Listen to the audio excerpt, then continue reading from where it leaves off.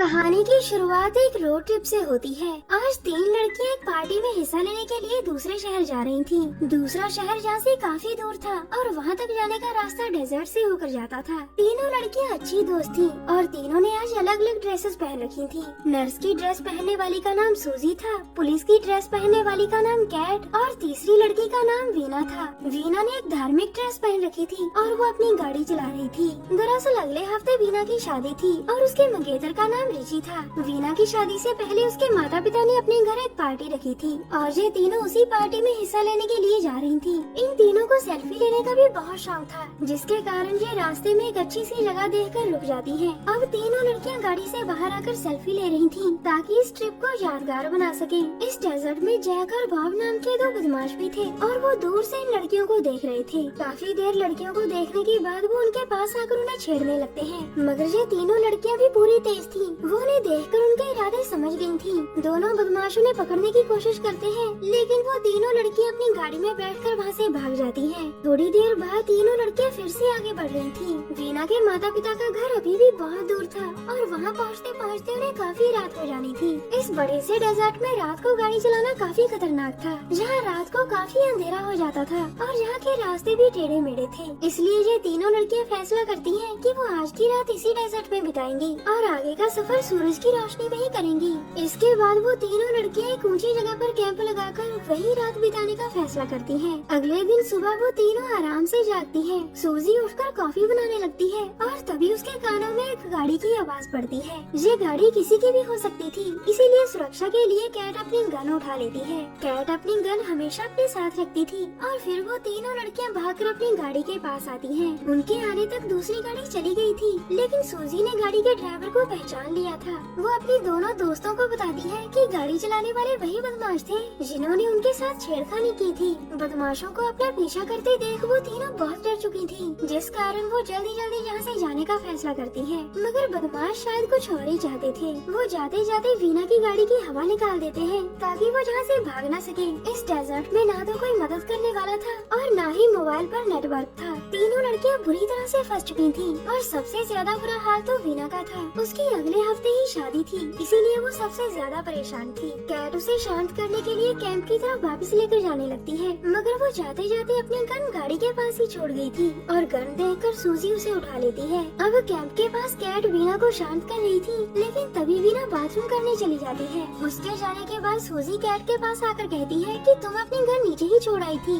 ये सुनकर कैट उसे अपनी गन कूलर के ऊपर रखने को कहती है। अब सूजी जैसे ही गन रखने लगती है, तभी गन में धमाका होता है। ये धमाका कोई आम धमाका नहीं था, बल्कि गोली चलने का धमाका था। सूजी ने गन रखते रखते गलती से उसे चला दिया था और गोली सामने बैठी कैट को लगती है। गोली की आवाज सुनकर वीना भी उनके पास पहुंच गई थी और फिर देखते ही देखते कैट दम तोड़ देती है। उसकी मौत के बाद सूजी वीना को समझाने लगती है कि जो कुछ भी हुआ वो एक हादसा था। वीना उसकी बात मान लेती है क्योंकि उसे यकीन था कि सूजी कभी भी किसी की जान नहीं ले सकती। इसी दौरान कैट के फोन पर एक मैसेज आता है और वीना उसका फोन उठाकर मैसेज पढ़ने लगती है। दरअसल कैट के फोन में कुछ ही पलों के लिए नेटवर्क आया था, जो फिर से चला गया था। कैट के फोन में वीना के मंगेतर रिची का मैसेज आया था और इस मैसेज में लिखा हुआ था, वीना से बचकर रहना, उसे हमारे रिश्ते के बारे में कुछ पता नहीं चलना चाहिए। मैसेज पढ़कर वो दोनों समझ गई थी कि कैट और रिची का अफेयर चल रहा था। अब सूजी वीना को समझाते हुए कहती है, अगर तुमने कैट की मौत के बारे में पुलिस को बताया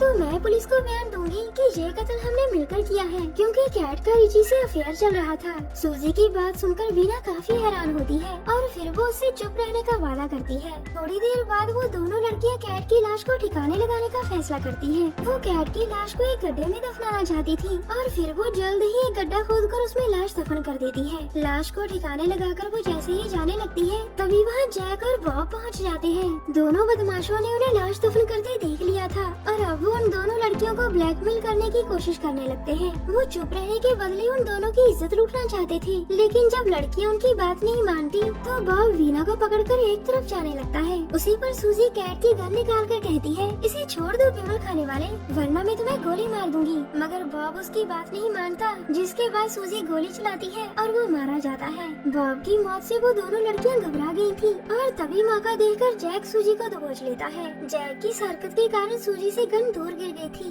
अब जैक के शिकंजे में सूजी की गर्दन थी और उसे बचाने के लिए इस बार वीना गन उठा उठाती है। अब गोली चलाने की बारी वीना की थी और वो गोली चलाकर जैक को मार देती है। आज दोनों लड़कियों ने ना चाहते हुए भी खून कर दिए थे, जिस कारण वो पूरी रात बेचैन रहती है। अगले दिन सुबह पूरे डेजर्ट में शांति ही शांति थी, मगर कैब के अंदर कुछ अजीब सा हो रहा था। वीना अभी भी नींद में थी, जबकि सूजी उसके हाथ पैर बांध रही थी। उसकी आंखें जैसे ही खुलती है तो सूजी उससे कहती है, रिची सिर्फ और सिर्फ मेरा है और मैंने जानबूझकर कैट को मारा था। दरअसल ये तीनों लड़कियां एक ही लड़के से प्यार करती थी और उस लड़के का नाम था रिची।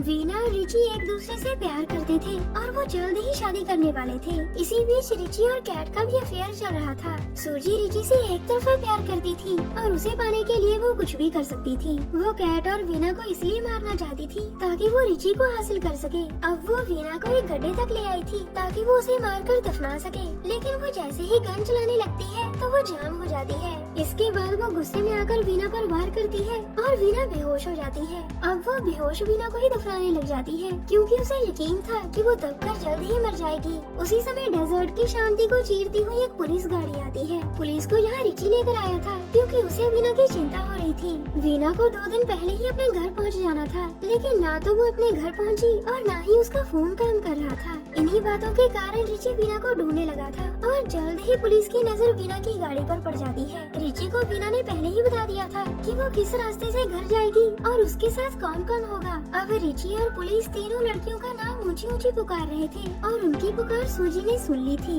वो जल्दी जल्दी उनके पास आकर पहले रिची से मिलती है और फिर वो पुलिस को अपना बयान देती है। सूजी का बयान कुछ इस तरह से था, कैट और वीना रात को टहल रही थी, लेकिन सुबह तक वो वापस नहीं आई। मैंने उन्हें ढूंढने की बहुत कोशिश की, लेकिन मुझे वो कहीं नहीं मिली। सूजी का बयान लेकर पुलिस जाने का फैसला करती है, जबकि कैट और वीना को ढूंढने का काम स्पेशल टीम को दिया गया था। उसी समय वीना को भी होश आ जाता है, जिसे सूजी ने मरने के लिए छोड़ दिया था। थोड़ी देर बाद पुलिस भी वापस जाने लगती है और तब तक वीना ने अपने हाथ किसी तरह आजाद कर लिए थे। फिर वो पुलिस को देखकर जोर जोर से मदद के लिए चिल्लाती है, लेकिन पुलिस की गाड़ी उससे काफी दूर थी। पुलिस को दूर जाते देख वो जल्दी जल्दी कैट की गन चलाने की कोशिश करती है, लेकिन वो तो पहले से ही अटकी हुई थी। पुलिस की गाड़ी को दूर जाते देख वीना अपनी कोशिशें तेज कर देती है। आखिर में उसकी कोशिशें रंग लाती है और गन में धमाका होता है। गोली की आवाज सुनकर पुलिस ने गाड़ी भी रोक ली थी और उसने वीना को भी देख लिया था। इसके बाद वो सीधा उसके पास जाते हैं, जिसके बाद वीना की जान बच जाती है। आज अगर पुलिस चली जाती तो वीना का पता नहीं इस डेजर्ट में क्या होता। वीना के बयान के बाद पुलिस सूजी को गिरफ्तार कर लेती है। इसके बाद पुलिस सूजी को अपने साथ ले जाती है, जबकि वीना और रिची अपने घर की तरफ जाने लगते हैं। उनके रास्ते में एक गैस स्टेशन आता था और वहाँ रुककर वीना अपना हुलिया सेट करती है। थोड़ी ही देर बाद वो फिर से अपने घर की तरफ जाने लगते हैं, लेकिन अचानक रिची बेहोश हो जाता है। दरअसल वीना ने रिची के पानी में बेहोशी की दवा मिला दी थी और उसी की वजह से वो बेहोश हो गया था। वीना रिची से बहुत प्यार करती थी, लेकिन वो बदले में उसे धोखा दे रहा था। उससे बदला लेने के लिए वीना उसके हाथ की कलाई काट देती है ताकि सभी को लगे कि रिची ने आत्महत्या की है। कहानी के आखिर में वीना पुलिस को फोन कर कहती है कि वो बाथरूम करने गई थी और उसके वापस आने तक रिची ने अपनी कलाई काट ली। इस कहानी में हमें यही बताया गया है कि धोखेबाज दोस्तों से दूर रहें। हमारी वीडियो देखने के लिए धन्यवाद।